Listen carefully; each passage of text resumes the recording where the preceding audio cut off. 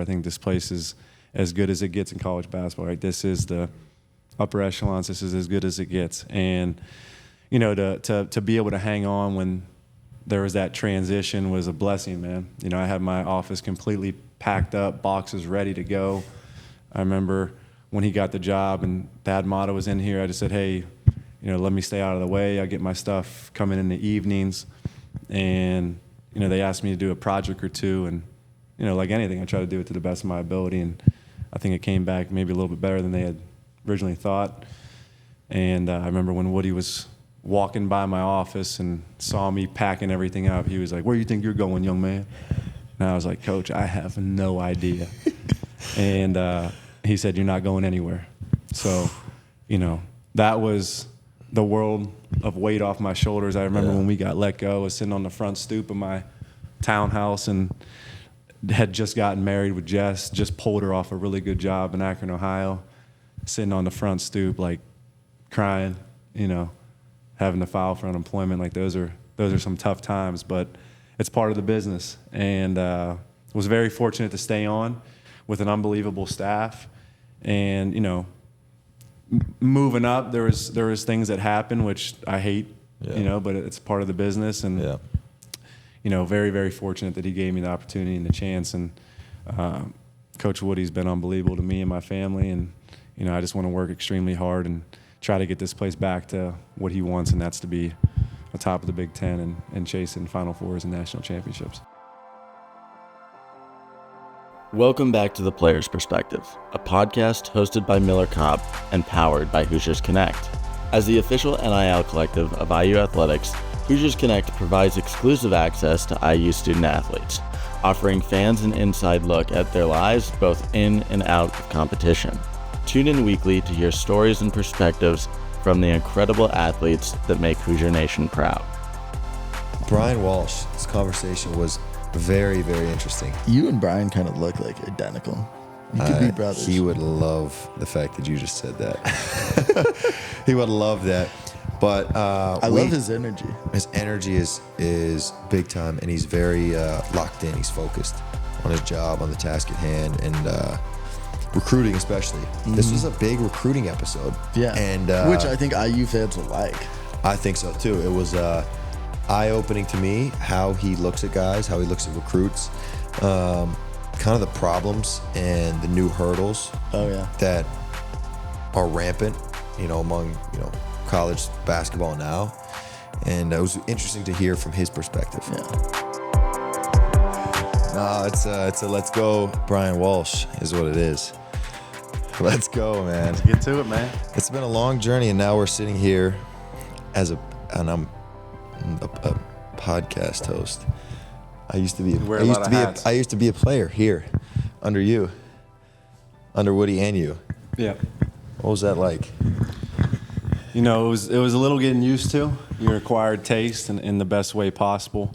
I remember when you first came in, you know, obviously you had the reputation as a shooter and a good teammate, not necessarily the best defender. Yeah. And that's something that as a staff, you know, Coach Woodson and us, we really looked at and thought, because of your intangibles, the way you talked, the way you led, the way you worked, that if we could get you playing a little bit better defense, you'd be even more impactful player. And come year two, long and behold, you kind of were the guy that, the glue guy, that was the communicator, talked a ton, and really, really became a better defender. So obviously your reputation as a shooter coming in, but I think you evolved, and I think you worked really hard at the craft, and you spent a lot of time on it, and you cared about it a lot, and, you know, usually good things happen to those type of guys. Well, that's I appreciate that, giving me my flowers like this so early on in the podcast.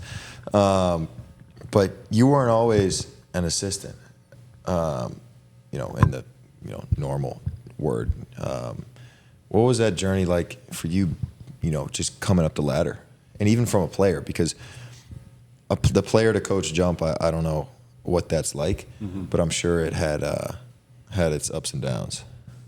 Yeah, it was a long journey. You know, people think I'm, you know, the young guy on the block. I'm 35, right? And it took me 10 years being in the business to become an assistant. So, you know, it definitely took time.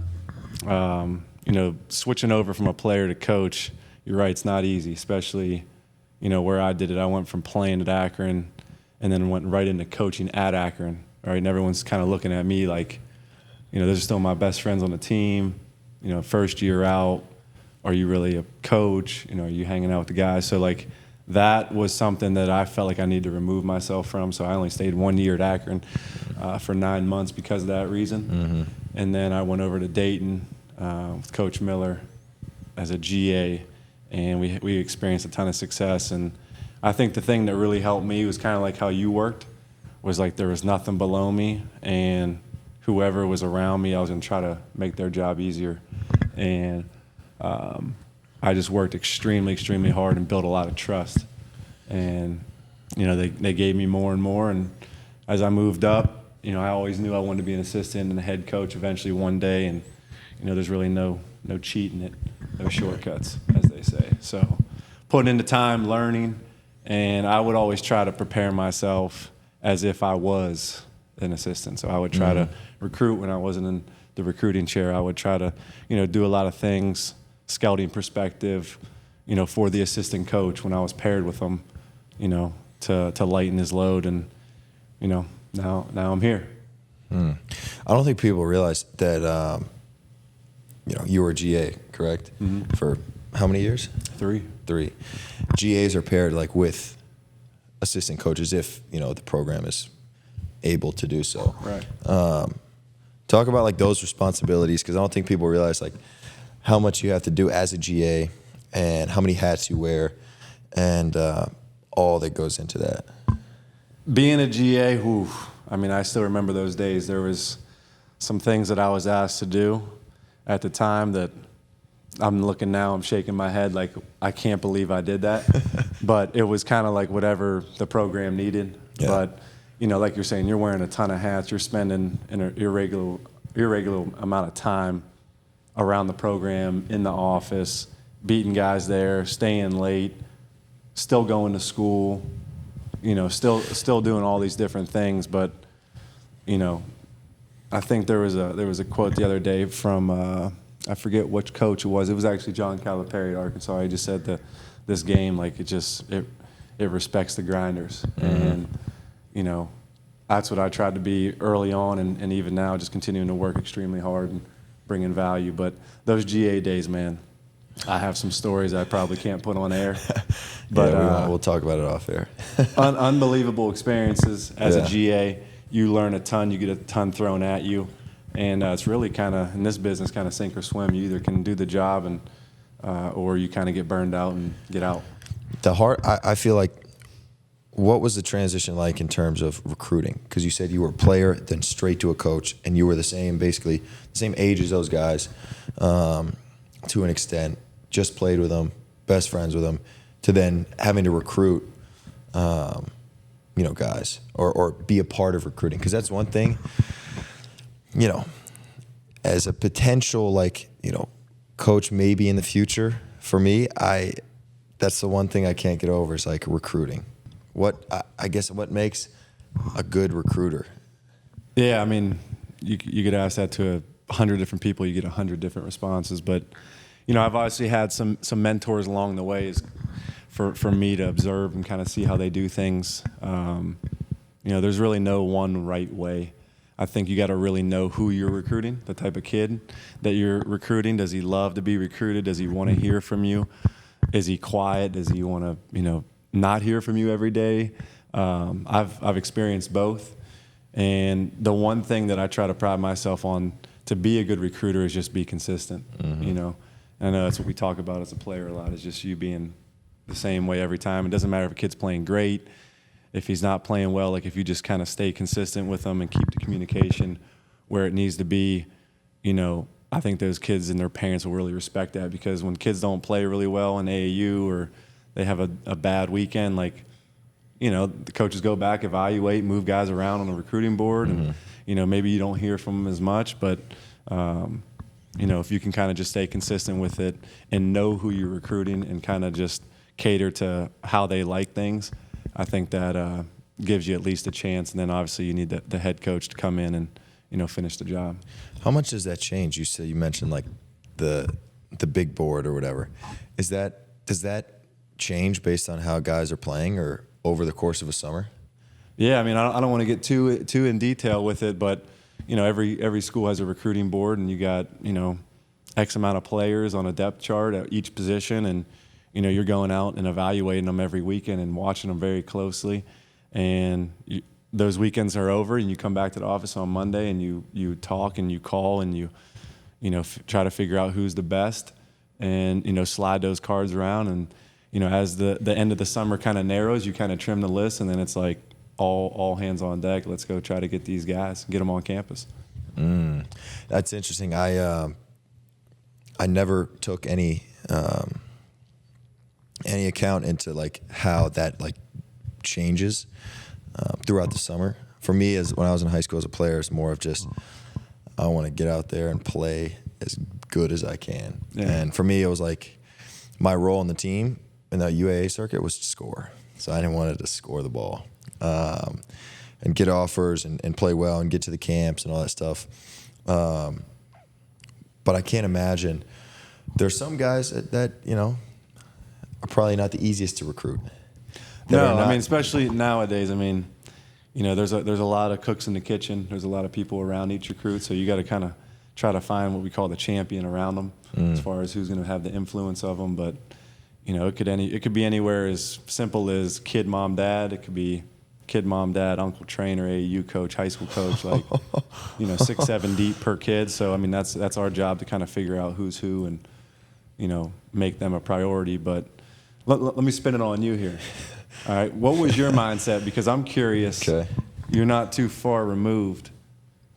When you're going into these AAU tournaments and weekends, like what was your mindset? Now I know you're a little bit different, a little bit more mature than some of these kids, but going in, what were your thoughts of what you need to do this weekend? Was it just winning? Was it just scoring?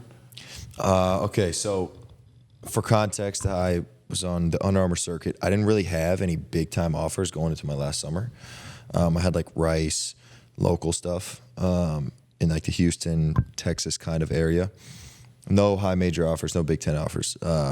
But I went into the circuit thinking I got to dominate. Like, I have to dominate. This is all of July? Yeah. Or your last weekend? No, first. I'm thinking I need to dominate. And so I'm out there trying to kill guys and just get offers.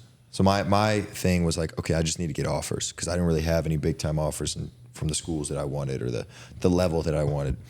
And so as a coach, or as a player, I'm thinking to myself, okay, who's in the stands? Like, who's watching? So you're taking notice. No, I'm taking notice for sure. And I'm thinking, okay, who was there for like the first game, but who came back for the second? And then I'm kind of, sometimes you're a little delusional, thinking like, Coach K's at a game, but you're like, probably not for you. Probably not for me. He's probably there for like Romeo Langford, who plays after me, or something like that. Right. But in your head, you're taking notice, and throughout the summer, you take notice of who's there at like the Under Armour All-American camp, like when it's kind of not as sexy or whatnot. And I knew when I knew Northwestern for me coming out of high school was going to be ahead of most. Collins was there for a bunch of my stuff. He was there early too. And I realized when I had a great game and he wasn't there, I was like, damn, I wish he would have seen that. And then I thinking back, I was like, that's probably the moment where I said, in my mind, but subconsciously or consciously thought, okay, there's something about this school or this guy who's recruiting me who I like, And so that was a big telltale sign for me that, showed that kind of where my mind was at. But I do have a funny story. My first ever weekend, Under Armour circuit in New York, played great. And I told you I had maybe 2 or 3 offers, like low major offers going into there. Played well, got, leaving the weekend, on the bus back to the hotel or whatever. I have Northwestern offers, and then that was good, on Twitter. They're like, oh, 2018, class of 2018, Miller Cup offered by Northwestern.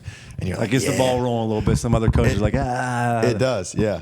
And then I see a tweet that Miller Cup has been offered by Miami. Florida. Okay. Mind you, I just got off the phone with Miami, Ohio. Okay. And so you talk about ball rolling. When all these coaches saw that I was offered by Miami, by No Larry OH Naga, on the end. no OH, then the ball started rolling. And so obviously I retweeted it, but I didn't say like, oh, I didn't actually get offered. Like I never talked to, Larry Naga. How many more did you get after that? I got a ton. Yeah. I got like 10. Yeah. I got like 10 after that. Yeah, that's How much does that play into account? Like if you see a kid get offered by X school and, or vice versa, you guys are on a kid early, they see that you guys offered and now they're pouncing on. happens all the time. Happened this summer, but won't get into any names. And you see that all the time. There's, you got to build some depth. You know what I mean? And guys can blow up, and guys can play bad and slide down, and then there can be some guys that are maybe on like a Puma circuit or a non-affiliate shoe circuit, right? And you see across Twitter like, boom, this school offers, that school offers, and you're like, oh, okay. Write the name down. When you go out the next weekend, let's go see what these coaches are seeing. And then, like you're saying, that can kind of really get the ball rolling for a kid. And, if they're teetering on the line of offer, not offer, and, you go see them and you talk about it as a staff and the head coach, likes them, then it can get aggressive pretty quick like it did for you. Yeah. No, that's wild. I've always thought, because you see it from afar and you see it then as a player, it's like all you need is one. Yeah. In high school at least. And I've talked to a couple assistant coaches just throughout the last couple of years. Some guys I've talked to will only recruit like guys that other schools are recruiting. So for example, I was talking to a guy who's they're in the SEC now, and he said, yeah.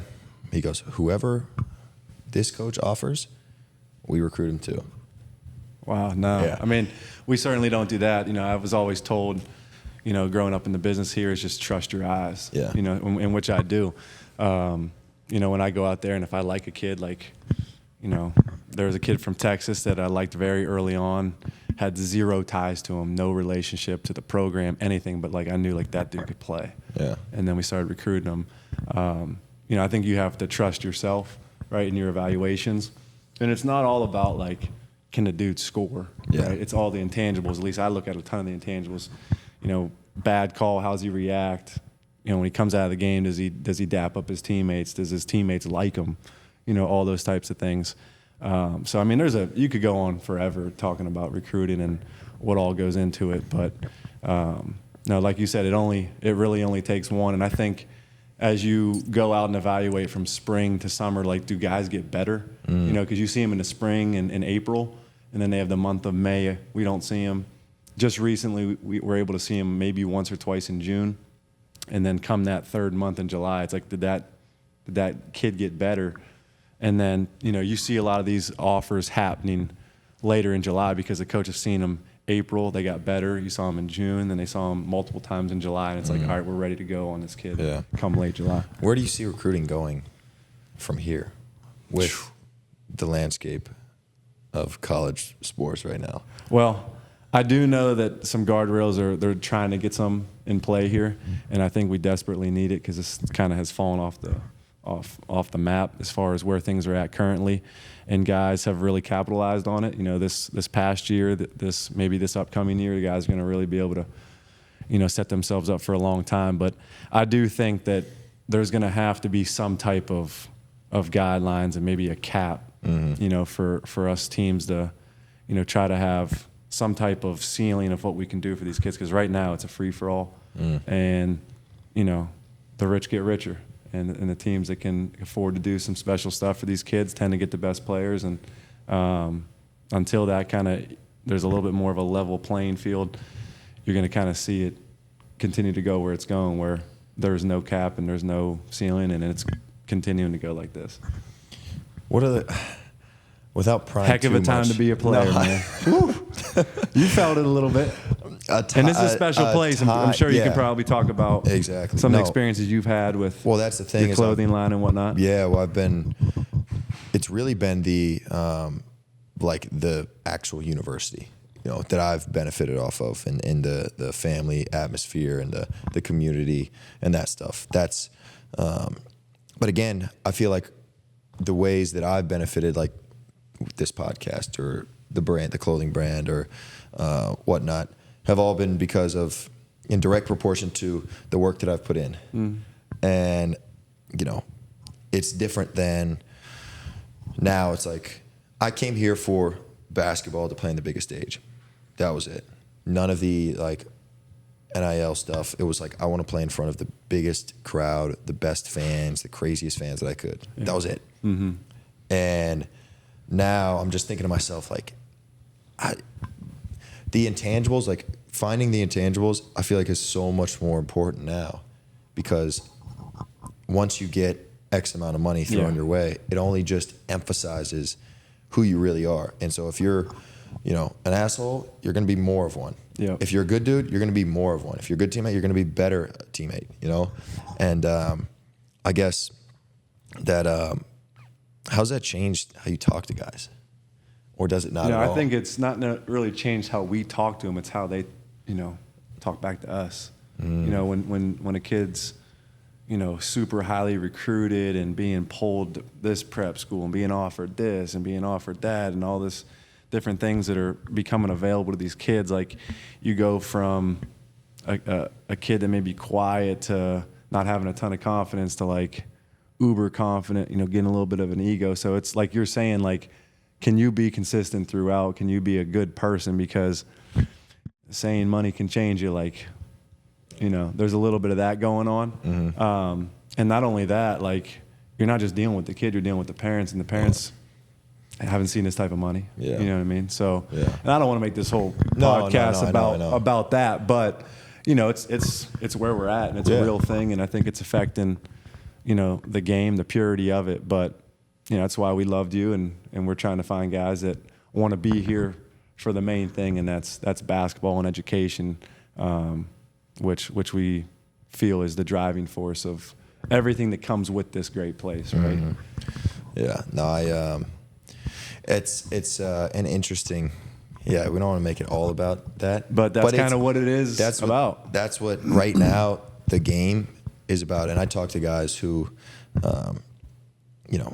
in the portal, guys, when they get in the portal and transfer, I've had guys like DM me and ask me, not even just about you guys, but like, well, hey, what do you think I should do? Or what do you think about this school? What do you think about this? Or they're offering me this, and kind of come to me for advice. Like, I kind of tell them, and I've said this before, at a certain threshold, once you reach a level of what a school is offering, if he goes over that, I mean, you got to say yes.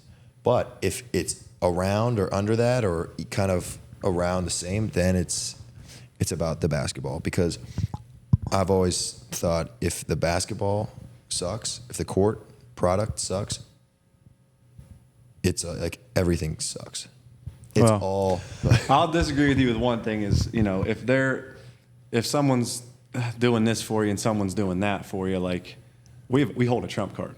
Yeah. Because this is Indiana. Yeah. All right. So if you play here, it's not just about 1 or 2 years getting to the league. It's about what's happening 10 to 15 years from now. And I know, like, kids have a hard time understanding that. It is, yeah. But this is going into my 8th year here, and I've seen some guys, graduate that first year, which has been 8 years ago, and where they are now because of where they've been at Indiana, and they played and they represented the program well. Yeah. And, did things the right way, and were a hard worker.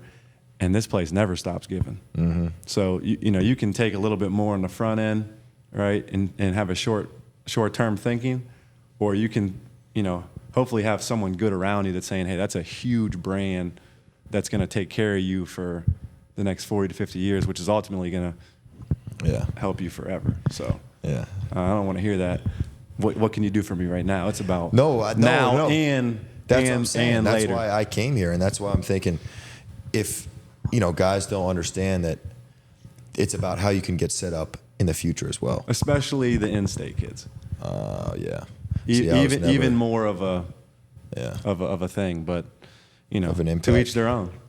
There's only so much we can do. Exactly. Exactly. Only so much we can do. But what outside of like recruiting stuff, I guess, what else does Brian Walsh do? Well, a little more about about the guest on this show. A little bit more about me. I mean, this job is what it is, right? It's a huge responsibility, which I absolutely love. But outside of this, it's family. Love being with my 2 children and my wife, which doesn't happen enough. But those are the sacrifices that you make to be at a prestigious place like this. But I love the golf, as you know. Love to read, try to get better in whatever it is. In the finance a little bit. That's kind of been a new thing that I've, kind of jumped in on a little bit. But more than anything, I just try to be a good person and work really hard and build relationships and do things the right way and, keep it simple. That reminds me. I remember a story you told me, and I don't know if you want to share it, but it was how your transition from Archie staff to here, and then how you went from there to an assistant, and you said you're a big family guy, and I know that, and it's one of the things I really respect about you is I can tell that's who you do it for. And I remember the story of I'm not going to just spew it, but how much it meant to you to continue to stay here through the turmoil and through the all of the kind of just stuff that went on and went down. And I don't know, that stuff's always stuck with me, and I can tell. And it makes me think back to just the dog days of the season when you're on your like 18th cup of coffee and no sleep, and it's like we're in the Big Ten tournament and you got like 3 scouts back to back to back. And that stuff always reminds me of like who you do it for, and that's part of the reason I have so much respect for you. And I think it's awesome. Well, I appreciate that. That back to back was that Maryland Penn State. That was a doozy there, all nighter. But it takes what it takes, and you want to you do it for the guys, right? Yeah. It's all about preparing the players as much as humanly possible to give them a chance to win the game. But I mean, going through what I went through, this place will. It's a special place and what it everything that comes with it and brings, but it's also a pressure cooker. Obviously, that's everyone who's watching this. That's what it is, right? Everyone knows that. But I think it's really prepared me. I understand this job is a life shelf, and I'm not going to be here forever. I would love to be here forever. I think this place is as good as it gets in college basketball. Right? This is the upper echelons. This is as good as it gets, and to be able to hang on when there was that transition was a blessing, man. I had my office completely packed up, boxes ready to go. I remember when he got the job and Thad Mata was in here, I just said, hey, let me stay out of the way. I get my stuff coming in the evenings. And, they asked me to do a project or two. And, like anything, I try to do it to the best of my ability. And I think it came back maybe a little bit better than they had originally thought. And I remember when Woody was walking by my office and saw me packing everything up, he was like, where do you think you're going, young man? And I was like, Coach, I have no idea. And he said, you're not going anywhere.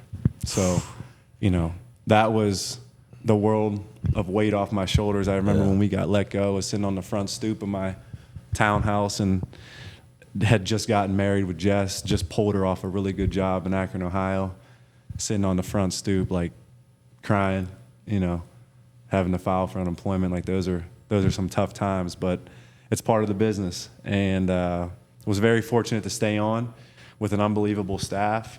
And moving up, there was things that happened which I hate you know, but it's part of the business. And, you know, very, very fortunate that he gave me the opportunity and the chance. And Coach Woody's been unbelievable to me and my family. And, you know, I just want to work extremely hard and try to get this place back to what he wants, and that's to be on top of the Big Ten and chasing Final Fours and national championships. Yeah, that's the story that sticks with me, and I think it's a reality that most people, but the majority of people, don't think about or realize as a coach, is that can happen quick. And it's kind of like this underlying, I can imagine, I haven't lived it, but I can imagine it's kind of this underlying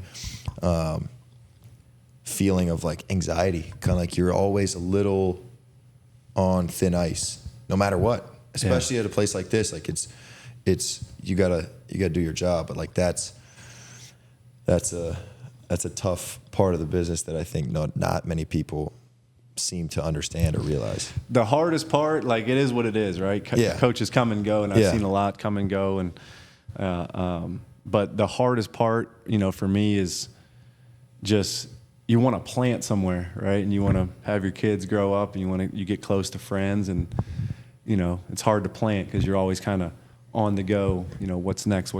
And the one thing I do think that's great about the job is, like, you can't ever get comfortable. Because when, just like a player, like, you think you had a good game, you think you're gonna have a good game next time, like, no, there's a scouting report, my man. Like, you know, they're gonna try to take away what you do best. And it's a very, very unique job, but something that I love, and it's been good to me, and, you know, hopefully it continues to be that way. Yeah, well, I realized that and learned that with last season with, you know, OKC Blue, is like, there are dudes in there who want to take your job, and that's my job too, is to take somebody else's job.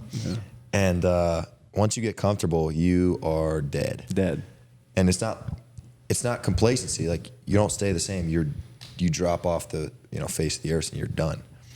And that is something that I think a lot of guys in college, when they graduate, that will be new for them. Is if you're not steadily improving, it's like the Tomlin video. You know, you got to continually be on the rise. It's a reasonable expectation. If you aren't continually on the rise, you're dying. You're dead.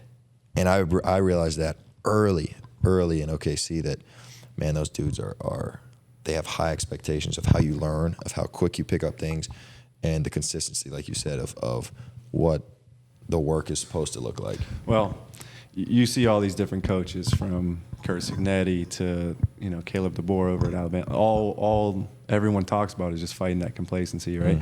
And now it's like, it's a little different in the sense of, these guys are a little bit more comfortable because they're a little bit more secure because of some of the things that are, you know, given to them, right? And you're constantly just wanting to improve and fight the complacency. So that's anything as you go on and do whatever it is. I mean, I think that's one thing the sport really, you know, drills you home, is you're around high-level people, high-level athletes that, you know, are trying to improve every day. And like you're saying, man, that's a dog-eat-dog world, no different here than, you know, playing in the pro ranks. I'm sure I haven't done it, but, you know, everyone's trying to, you know, you want to be a good teammate, but you also know, like, me playing well depends on putting food on the plate for the family. It does. So. And then when you're going up against a guy like you, who you know has like 3 kids, and different, he's got a family to feed, and you're coming in like, okay, let's go, man, let's battle. Yeah, like we're taking this this practice, this workout for more than most people realize, and it's an interesting world, but I love it because it's all about competition and competing. All right, let me flip this thing here a little bit on you. All right. Obviously, you came here, play on the biggest stage, play in front of the best fans in college basketball. What else is it about this place that makes it so special? Completely take the on-court basketball away, how you get treated, the community, life after basketball, right? Like here at Indiana, like obviously you're still playing in the pro ranks, but like, what does this university do for you and has done for you that you love so much? I've told people that, especially when guys in the pro world ask about Indiana, I tell them first that off the court, imagine you are like let's just say Joe Burrow at LSU. That's who you are on campus at Indiana. Like, that's who you are. So I always preface with that. If you start, you're like Joe Burrow after a natty on campus. Walking around the street, and that's true. And, if you're coming off the bench or whatnot, you're like Tua. So still up there. But that's what I always say. I say that's when you're on campus here, whether you're going to a restaurant or, going out at night to a bar, like, you are a spectacle. So use that information, how you may, but I always start with that. The next thing is being here, like you said, they take care of you. And through the ups and downs, I remember that Northwestern game, my last Northwestern game, when they were chanting, Andrew Miller, that one sucked. But I remember Scott coming in the next day after the game and after our practice and just said, hey, we're with you. We got you. He's the man, isn't he? Yeah. Yeah. And we're with you. We got you. If you need anything, let me know. And then we came out and, had a great one against Illinois, fought that one out. But that stuff is the stuff that sticks with you. It's the people. It's the people more than anything. And I'm trying to think of what else somebody might not know. That we're everywhere. Yeah. That's a big one. We are everywhere. I remember flying back from Vegas on a red eye, and I'm in the airport with my Indiana backpack on, and a coach, ended up being a coach from the Bucks, said, hey, do you know Jacob Hurst? Yeah. Big Jake. Yeah, Jake. And I said, yeah, I do, actually. And he said, oh, did you go to Indiana? I said, yeah, I played. And we started talking. And, I had a great conversation with a really cool guy just because of his connection to a guy who worked here for 2 years. And that's something that I always have noticed, especially even in the G League. We're in, like, Reno, Nevada. And, there are people in the stands with Hoosier jerseys. And we had a kind of a competition between me and another kid who played at Alabama to see, like, who would have more fans, just random fans at our games. I usually won. Yeah. It'd be like, oh, who's here from Alabama, or no, who's here from Indiana? Because we're just everywhere. And so that's another one that, man, you can't discount, and that you don't realize until you're gone. I think they'll you're still playing, but I think once you're done, like, it's going to be another level of, as far as employment, is when you're done hanging the jersey up and the ball's done bouncing, like, you're going to call back the coach or staff or whatever, and you're going to have some people go to bat for you. So yeah, well, I'd hope so. Yeah, you will. Don't hope and wish. You will, my man. You will. Hey, well, B. Walsh, I appreciate it. Great to see you doing your thing, man. Hey, from the court to the podcast. To the pod. Yeah, cheers. Yeah. Good stuff. That's it.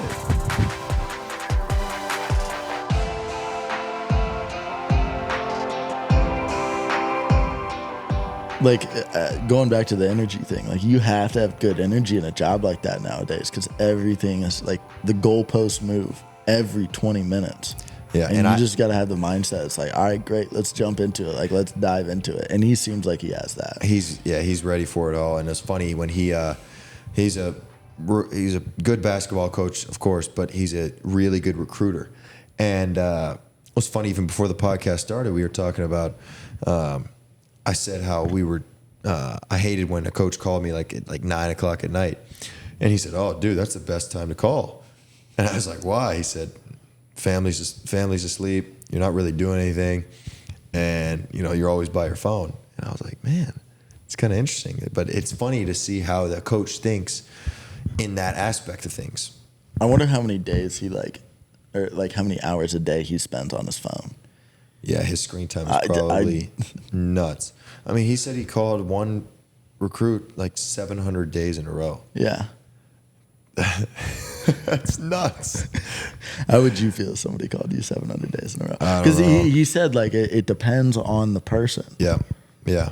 And each player is different. Some guys like getting called, some guys don't. And so part of his job is figuring out which guys what style they like. And so it was really interesting to hear his journey too, from the staff from Archie to Woody, and it's inspiring to see kind of It's a tough business. So yeah. We even talked about getting let go, fired. Yeah. Which was it was cool to hear him share about that stuff. So Yeah.